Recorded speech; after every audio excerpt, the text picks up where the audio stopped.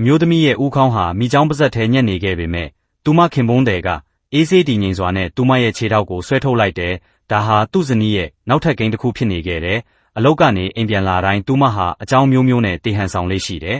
တနေ့တော့မြားနဲ့ထိမှန်ပြီးတေသွားသလိုမျိုးနောက်တစ်ခါစစ်မြေပြင်မှာရစ်ပူဇော်ခံထားရသလိုမျိုးတစ်ခါတော့ကြိုသားတွေခိုးယူသွားတဲ့ဟန်အထိလုပ်တယ်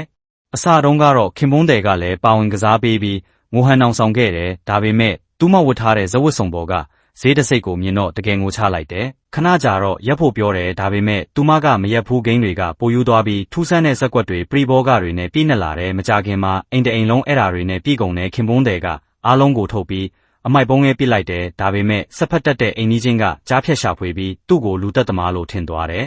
တနေ့ဇနီးတဲ့အိမ်ပြန်ရောက်တော့ခင်ပွန်းတယ်ကကျမ်းပြင်ပေါ်မှာလှုပ်ရှားမနေတော့ဟာကိုတွေ့ရတယ်သူတကယ်တည်သွားပြီလို့ထင်ပြီးစိတ်ရှုပ်သွားတယ်ဒါပေမဲ့ဒီတစ်ခါတော့ခင်ပွန်းတယ်ရဲ့ဂိမ်းဖြစ်နေခဲ့တယ်ဒီတစ်ခေါက်တော့သူမဘလို့မှမရေမောနိုင်တော့ဘူး